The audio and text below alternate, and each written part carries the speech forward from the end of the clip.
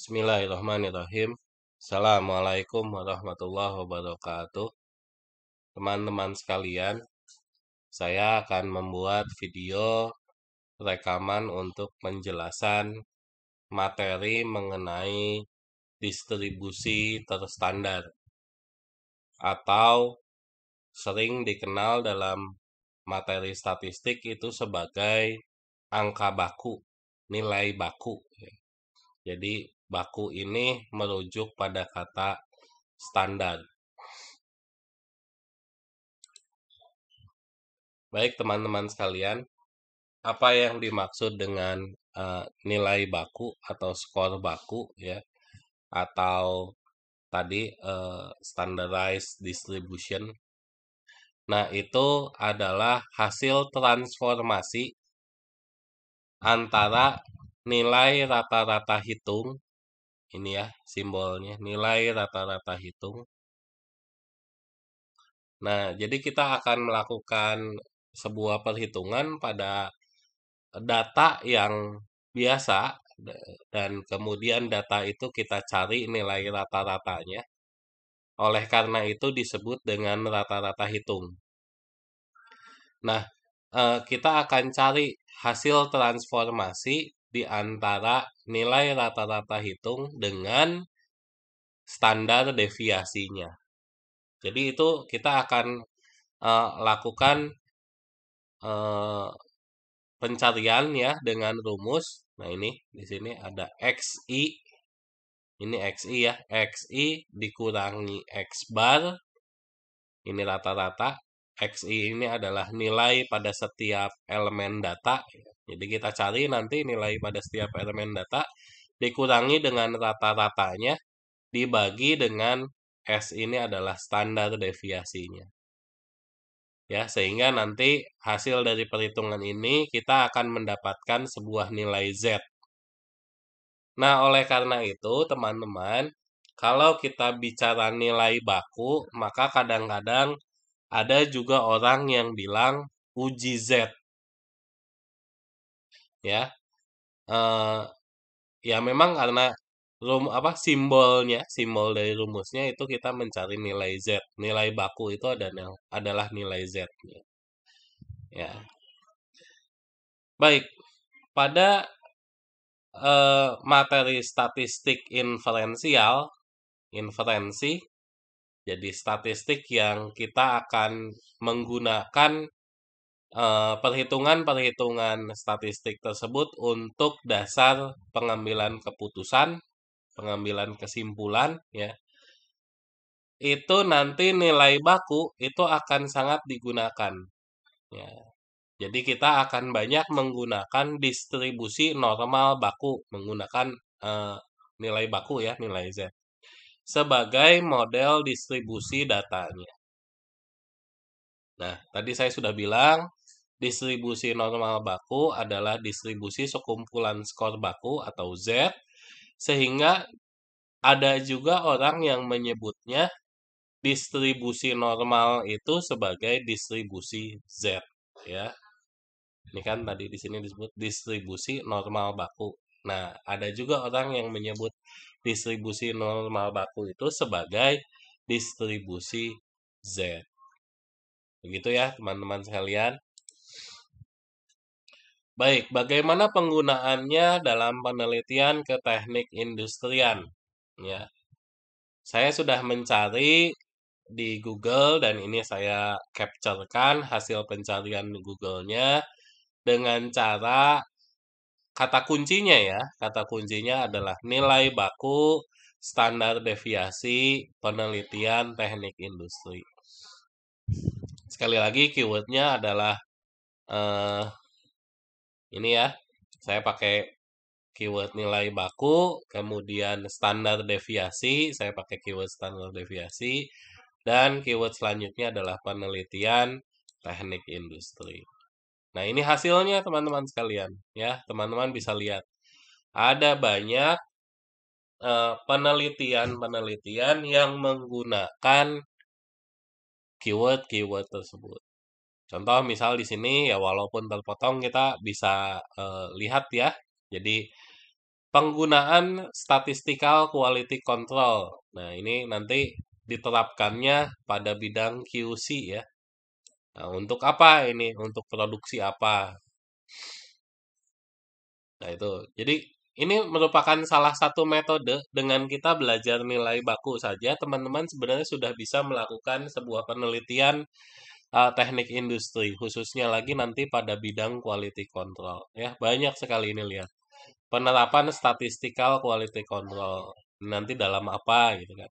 Lihat ini, bahkan menjadi salah satu bagian materi di eh, mata kuliah pengendalian dan penjaminan kualitas. Ya, jadi eh, keyword ini atau materi yang kita pelajari hari ini itu sudah bisa menjadi metode yang bisa digunakan untuk penelitian di bidang teknik industri.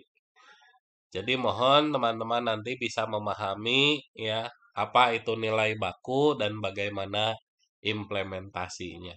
Ya, karena sekali lagi metode ini cukup banyak digunakan ya di bidang teknik industri dan menariknya teman-teman sekalian di teknik industri USB sebenarnya masih cukup jarang ya, masih cukup jarang judul yang terkait dengan metode seperti ini misalnya. Jadi kalau teman-teman tertarik pelajari hal ini nanti masuk di penelitian terkait quality control pakai metode misalkan ini contohnya ya. Nanti tentu kita harus mencari nilai kebaruannya, jangan sekadar meniru plek karena kalau meniru itu berarti nanti kita bisa terindikasi plagiat ya.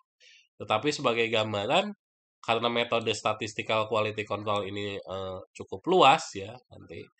Nah, dengan menggunakan metode ini saja kita bisa melakukan penelitian. Itu ya, teman-teman. Baik, kita akan mencoba melihat lebih detail bagaimana implementasi nilai baku di bidang industri ya. Kita lihat. Jadi di sini diceritakan ada dua jenis bola lampu. Ya, kita sebut saja lampu A dan juga nanti ada lampu B. Ada data, lampu A ini dia bisa nyala selama 1.500 jam. Rata-rata ya tentunya. Rata-rata mampu menyala selama 1.500 jam. Dari data tersebut kita ketahui pula ya. Nah, ini tolong teman-teman dilihat ya. Ini eh, dikenal dengan nama simpangan baku kalau bahasa Indonesia atau bahasa Inggrisnya dikenal dengan nama standar deviasi. Ya, kalau dari rumus yang tadi ingat rumusnya kita ada Z ya sama dengan XI dikurangi X bar. X bar itu adalah rata-rata ya dibagi dengan standar deviasi. Nah, kita sudah punya ini. Ini adalah S-nya ini ya. Ini S-nya, ini X barnya. Kan gitu. Ini untuk lampu A. Lampu B di sini juga diketahui ini ada datanya. Ya. Ini rata-ratanya 1.750 jam. Lebih tinggi ya. Rata-rata menyalanya. Simpangan bakunya nah, untuk B di sini dengan nama S2 simpangan bakunya adalah 300 jam. Pertanyaannya, ini kan beda ya.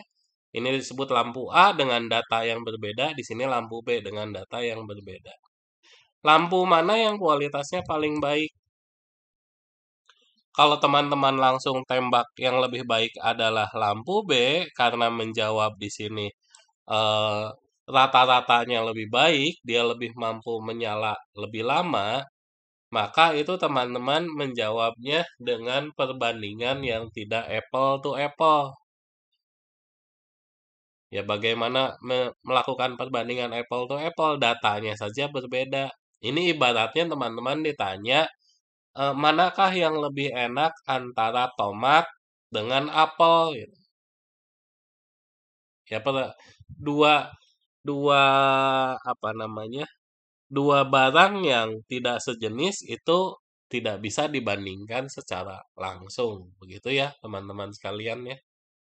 Jadi kalau kita mau membandingkan, mau menjawab pertanyaan seperti ini, maka kita harus melakukan transformasi dari nilai-nilai biasa seperti ini ya, dari data yang ini kan ibaratnya nilai biasa, data biasa, itu harus kita transformasikan dulu ke dalam nilai bakunya.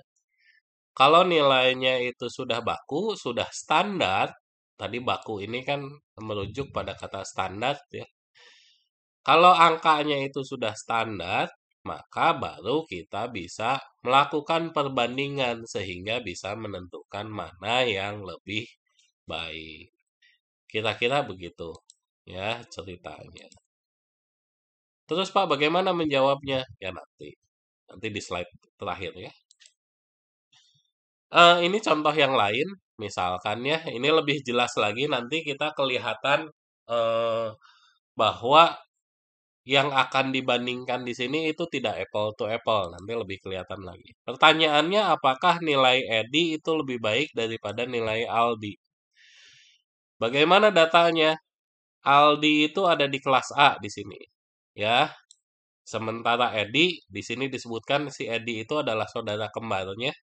Apakah kalau saudara kembar maka eh, tingkat kepintarannya juga kembar? Ya, nah itu bisa kita lihat di sini ya. Edi, saudara kembarnya Aldi itu berada di kelas yang berbeda yaitu di kelas B. Nah, dari data ini mulai kelihatan ya bahwa eh, membandingkan Edi dengan Aldi itu juga bukan perbandingan yang apple to apple karena kelasnya saja sudah berbeda. Rata-rata kelasnya berbeda. Ini bukan rata-rata nilainya Edi ya, tetapi rata-rata kelas. Paham ya apa yang dimaksud rata-rata kelas ya teman-teman ya? Jadi misalkan ini ada nilai kelas A ini misalkan 30 ya misalkan. Misalkan di sini 30 siswa, di sini juga di kelas B sama 30 siswa ya sama. Nah, dari 30 siswa itu berapa rata-rata kelas? Dari rata-rata dari ke-30 siswa itu. Nah, ini. Ini rata-rata kelas ya. Rata-rata kelasnya berbeda, standar deviasinya berbeda.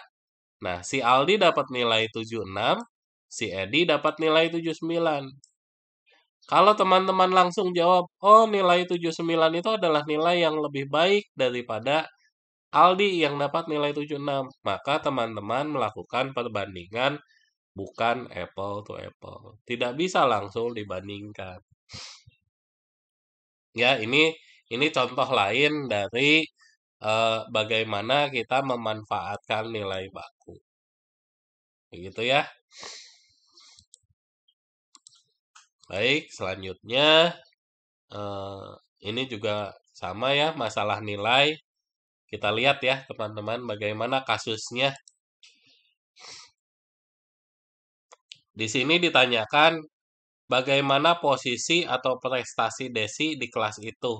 Ini ibaratnya kita tanya ranking ini ya. Ranking Desi di kelas. Kita lihat bagaimana kasusnya. Ada mata kuliah. Di sini disebutkan mata kuliahnya eh, ini agak nggak nyambung ya, agak kurang tepat ini. Oke, kita perbaiki ya. Ini statistik. Mata kuliahnya statistik dan bahasa Inggris. Ini salah ya, bukan kalkulus tapi statistik begitu ya. Oke, ada dua mata kuliah, statistik dan bahasa Inggris.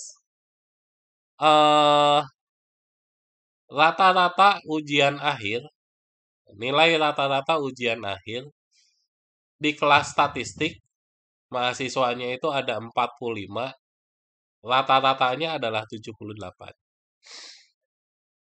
Simpangan bakunya itu 10. Itu di mata kuliah statistik. Oke, di mata kuliah bahasa Inggris di sini tidak disebutkan berapa jumlah mahasiswanya, tetapi ada data nilai rata-rata kelasnya adalah 84.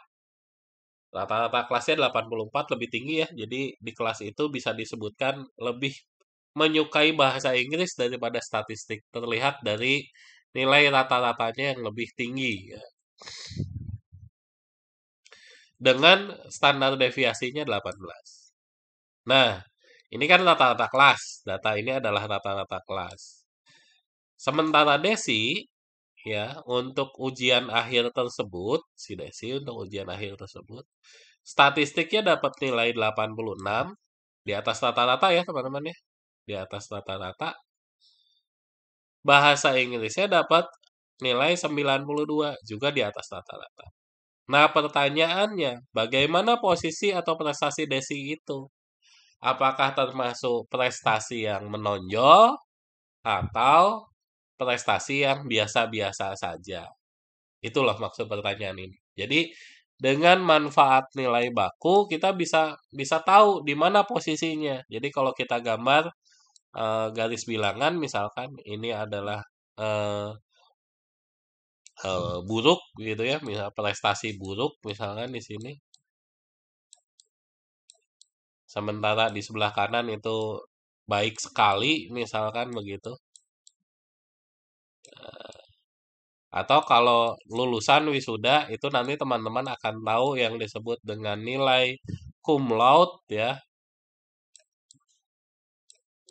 atau summa cum laude. Nah, itu nanti kasusnya kurang lebih kayak begini.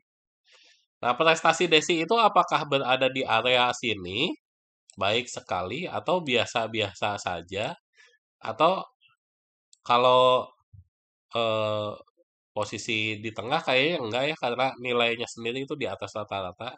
Jadi apakah di sini atau di sini? Sementara di biasa-biasa saja ke bawah kayaknya tidak. Ya, itu yang ditanyakan. Di manakah posisi Desi di kelas tersebut?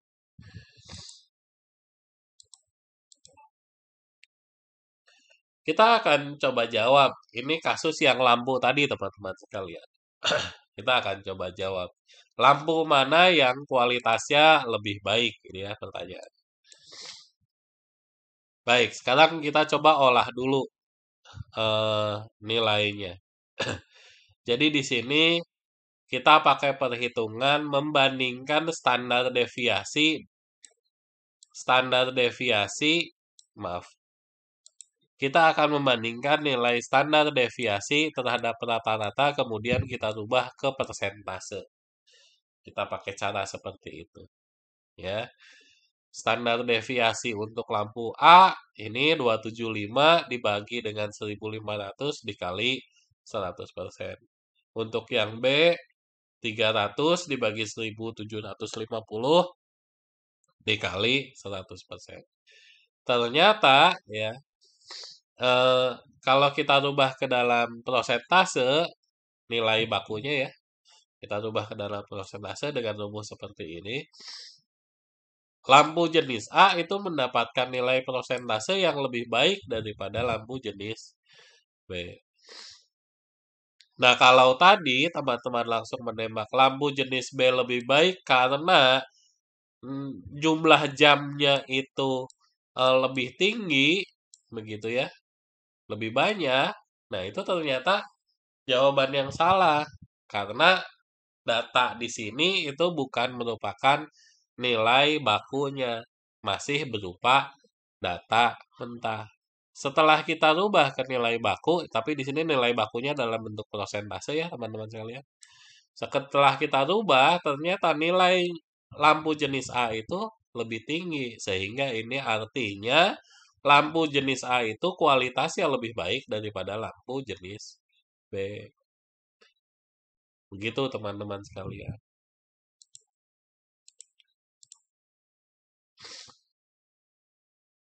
Nah, atau kita juga bisa merubahnya dengan rumus yang tadi sudah kita pelajari. Ya, di sini kita pengen tahu nih bagaimana posisi Desi tadi ada datanya tadi ya. Nah, di kelas nilai Desi itu ada di posisi yang mana? Kita coba cari ya. Nah, ini rumusnya ini sudah saya tuliskan di sebelah pojok kanan atas. Untuk mata kuliah statistik ya. Nah, ini dengan data seperti yang ada di sini, kita rubah ke nilai Z, maka ternyata angka baku Desi angka baku desi pada mata kuliah statistik adalah 0,8 ya. Sementara untuk bahasa Inggris dengan nilai 92 dan standar deviasi di mata kuliahnya tersebut ya itu 18. Nah, ini nilai desi XI ini ya. 92 dikurangi rata-ratanya 84 dibagi standar deviasinya. Dan nilai angka baku bahasa Inggris untuk desi adalah 0,4. Dari sini terlihat posisi desi di kelas untuk mata kuliah statistik ternyata dia lebih menonjol walaupun nilainya lebih kecil ya. Tetapi dengan data kelasnya seperti ini, maaf di sini. Dengan data kelasnya seperti ini dan nilai desi 86, ternyata desi itu lebih menonjol di kelas dibandingkan untuk mata kuliah bahasa Inggris. Karena kita sudah merubah dari nilai biasa ya, dari nilai mentahnya ke nilai baku. Terlihat di sini. Nah, kurang lebih seperti itu teman-teman. Pak, kenapa sih itu 0,8 kok bisa lebih baik daripada 0,4? Apa maksudnya angka baku? Nah, maksudnya angka baku itu seperti ini. Jadi,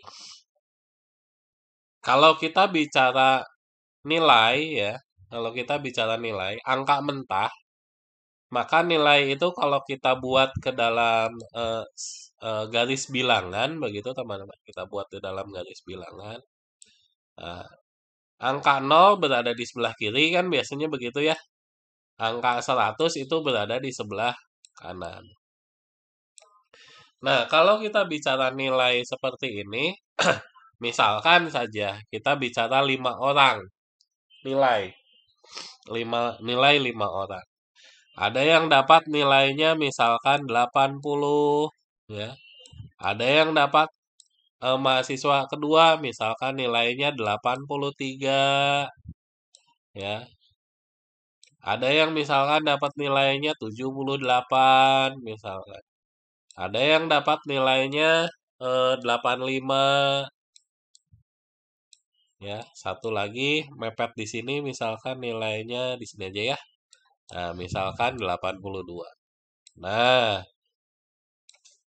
mahasiswa tersebut pintar-pintar nilainya berada di atas. Oke, secara rata-rata kelas mahasiswa ini bisa kita bilang pintar-pintar. Tapi bagaimana kalau kita ingin membandingkan orang per orang? Nah, nilai ini ya, nilai mentah ini diwakilkan di sini nilai mentah itu dengan IQ score. Perlu kita transformasikan ke dalam nilai Z, di mana nilai Z ya, nilai baku itu biasanya kita menggambarkan distribusi datanya itu dalam bentuk seperti lonceng sempurna. Ini kan kayak lonceng sempurna ya, kayak gambar lonceng. Atau kayak gambar gunung yang sempurna. Ya. Apa maksudnya? Distribusi normal seperti lonceng atau seperti gunung itu? Maksudnya biasanya ya distribusi data itu mereka akan bertumpuk mayoritas. Jadi jumlah data paling banyak itu biasanya berada di area biasa-biasa saja atau biasa-biasa saja itu berada di area rata-rata. Nah, ya berada di area rata-rata. Nah, rata-rata nilai kita berapa? Bukan 50 rata-rata nilai kita. Kok bisa, Pak? Kita memang bikin patokan nilai dari 0 sampai 100. Di mana rata-ratanya 50. Tetapi lihat, data kita kan berada di sini. Data kita kan berada di sini. Kita perlu cari tahu berapa rata-ratanya. Nah, rata-rata itu kalau di distribusi normal itu nanti disimbolkan dengan angka baku 0. Ini rata-rata maksudnya. Ya. Ini tuh rata-rata. Angka baku 0. Begitu teman-teman. Jadi ini rata-ratanya berapa? Dari 78 sampai 85 itu rata-ratanya berapa? Berapa ya? 85 dikurangi 78 eh 7 ya. Betul kan? 7 7 dibagi 2 kan kira-kira maaf. Ya, 7 dibagi 2 itu 3,5 ya. Maka ini 78 ditambah 3,5 itu 81,5. Nah, rata-ratanya itu di sini pada data kita, rata-ratanya itu adalah 81,5. Betul ya? Semoga saya tidak salah hitung. Nah, 78 ke 85, 79, 80, 81, 82, 83, 84, 85. Kan 7 ya. 7 kemudian dibagi 2, 3,5. Nilai paling bawah adalah 78. 78 ditambah 3,5. 81,5 ya betul. Maka X rata-ratanya 81,5 ini itu adalah nilai rata-ratanya. Nah, nilai rata-rata 81,5 ini itu kita transformasikan ke dalam nilai Z. Ini adalah Z sama dengan 0. Dia berada di area rata-rata. Di sini ya, Z sama dengan 0. Ini adalah nilai Z ya. Ini nilai Z, ini nilai X. Nah, untuk kasus kita X di sini bukan 100 tapi 81,5. Maka 81,5 kan kira-kira di sini ya. Nah, kira-kira di sini kan. Maka ini adalah nilai wilayah normal 0. Kalau angka 80 dia berada di sebelah mana? Di sebelah kirinya. Ya, di sebelah kirinya distribusi normal ada di sini. Berarti nanti nilai Z-nya minus ini untuk angka 80 dan angka 78 nilai Z-nya minus. Minus ke sini. Minus berapa? Nggak tahu karena belum dihitung. Ya, tapi yang jelas ini pasti minus karena berada di area kiri. Untuk nilai 82, 83, dan 85 pasti nilainya positif. Karena berada di sebelah kanan. Tapi apakah 82 itu berada di area sini? Ya, masih masuk biasa-biasa saja ya di sini ya. Ataukah 83 itu masuk lebih baik daripada biasa-biasa saja? Atau yang paling pintar di sini? Nah, itu yang perlu kita cari tahu, teman-teman sekalian. Jadi kenapa tadi nilai DESI itu bisa diketahui lebih baik ya untuk mata kuliah statistik atau tidak? Karena kita tahu penempatan di angka Z-nya di sini, di nilai standarnya. Begitu teman-teman. Ya. Nah, ini 0,8 ini sama-sama positif. 0,8 lebih kanan daripada 0,4. Nah, dia masih ada di sini nih ternyata. Si Desi di kelas itu walaupun lebih menonjol ya. Walaupun lebih menonjol. Ini pada statistik maupun bahasa Inggris. Ternyata dia masih berada di area biasa-biasa saja teman-teman. Karena kan ini di sini ya. Nah, nolnya kan di sini. Ini. X bar atau eh, standar deviasi maaf standar deviasi angka baku 0 ya kan di sini nih di sini. Nah ternyata si Desi itu untuk mata kuliah itu kan tadi hanya 0,8 dan 0,4 kan gitu ya dan 0,4. Nah, ternyata masih berada di area sini. Bukan area yang paling pintar di sini, ada lagi teman Desi yang lebih pintar. Ternyata begitu. Ya, paham ya? Begitupun untuk yang tadi ini apa namanya lampu. Ini kan 18%. 18% itu kalau dirubah ke eh bilangan desimal ini kan 0,18 ya, tipis ini. Yang ini juga 0,17. Ini mepet ke angka 0, bahkan ya mepet ke eh, rata-rata di kelas kan begitu. Nah, berarti kalau kita transformasikan ke tadi grafik tadi itu semua ya, baik lampu A maupun lampu B itu semuanya mepet di garis rata-rata. Jadi baik, tapi nggak baik banget sebenarnya ya, baik lampu A maupun lampu B. Karena itu ya rata-rata aja. Nah, kalau harganya ternyata mahal banget, lampu itu, ya berarti itu sebenarnya masih overprice. Kecuali kalau si lampu itu angka standar deviasinya sudah mendekati 3, 2 mendekati 3 di sini.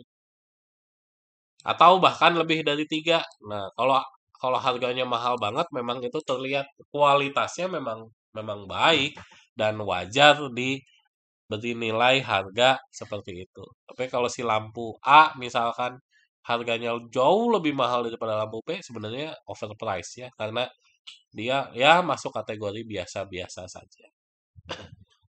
Mudah-mudahan semakin paham ya bagaimana implementasi nilai Z standar deviasi di eh, quality control ya, untuk perhitungan quality control.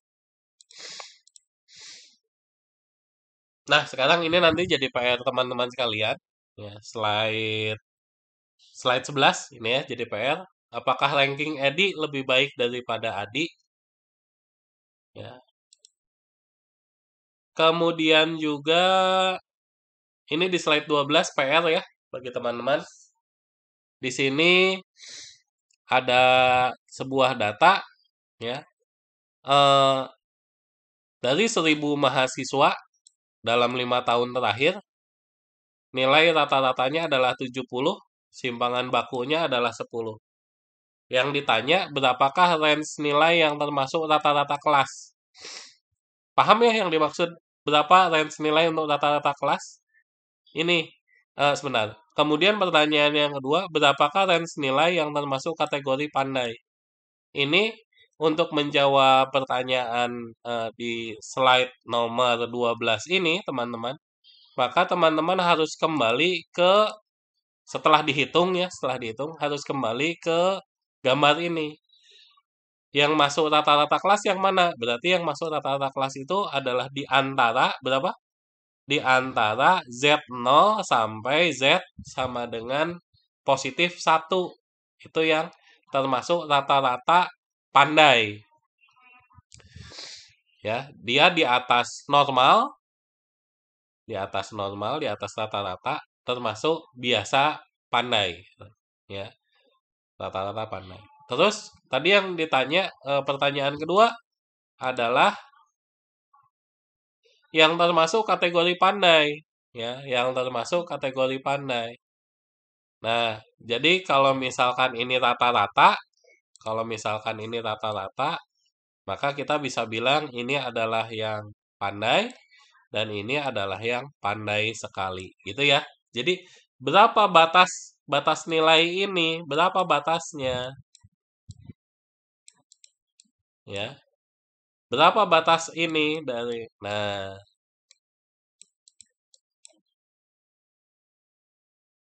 begitu ya, paham ya teman-teman sekalian. Jadi itu yang ditanya, berapakah nilai yang termasuk rata-rata kelas? Nilai normalnya ya, bukan nilai bakunya. Kalau nilai bakunya kita sudah tahu. Untuk ini, untuk rata-rata kelas, rata-rata pandai, tadi nilai bakunya dari berapa? Dari 0 sampai 1 ya. Yang termasuk pandai nilai Z-nya itu dari 1 sampai 2, positif 1 sampai positif 2. Nah, berapakah nilainya ya untuk disebut kategori pandai? Gitu maksudnya, ya.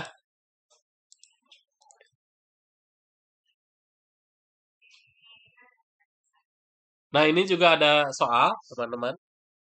Jadi yang ditanya adalah nilai mu. Mu itu Ini ini adalah simbol lain daripada X bar ya. Dan sigma ini adalah simbol lain daripada S. Jadi mu itu adalah rata-rata, sigma itu adalah standar deviasi. Dari gambar ini ya, dari gambar di sini, dari gambar ini. Jadi ini terlihat ada data, ini ada nilai 90 ya, posisinya di situ. Ini ada nilai 78, posisinya di situ. Ini adalah ada nilai 112, posisinya di sebelah kanan. Nah, dari data yang berupa gambar ini ditanyakan berapa rata-ratanya, ini ya, berapa rata-ratanya, dan berapa standar deviasi. Tolong teman-teman jawab ya.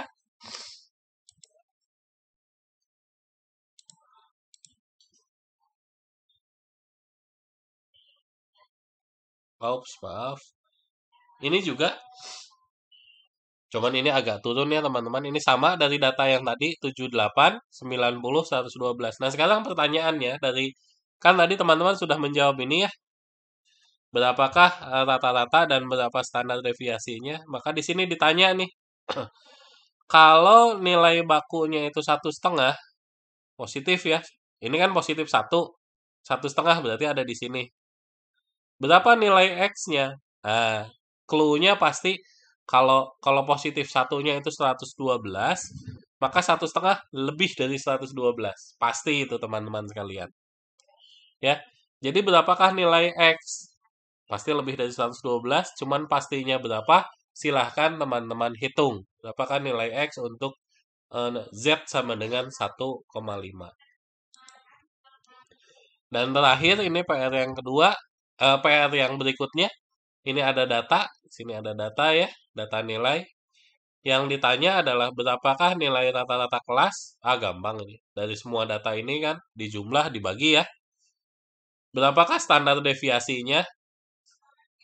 Nah, clue-nya untuk mencari standar deviasi dari sini, silahkan teman-teman gunakan Excel. Jadi data ini nanti diinputkan ke Excel semua, ya. Cari rata-rata pakai rumus Excel. Apa rumusnya? Saya nggak mau ngasih tahu sekarang, tapi teman-teman tolong cari googling di internet ya, bagaimana rumus untuk mencari rata-rata di Excel. Nah, ini datanya. Terus rumus untuk mencari standar deviasi di Excel. Nah, ini. Ya. Jadi cari rata-rata, cari standar deviasi, gunakan Excel. Dua data ini silahkan teman-teman gunakan untuk menjawab pertanyaan nomor 3. Jadi, tadi kan sama ya di garis bilangan tadi. Nah, kalau misalkan titik tengah atau rata-rata itu 0 itu ya, yang nilai Z sama dengan 0 itu adalah untuk kategori nilai C. Jadi di sini misalkan gini ya. Ini 1, ini 2, ini 3. Nah, nanti teman-teman tentukan dulu area C itu ada di mana. -2, -3. Nah, teman-teman tentukan dulu area C ada di mana, area D ada di mana, area B tentu ada di sebelah kanan ya dari 0, area A lebih kanan lagi. Nah, teman-teman tentukan dulu area C dan D itu ada di mana. Pasti sebelah kiri ya. D dan E maksudnya. D dan E. Pasti sebelah kiri ya. Itu ada di mana?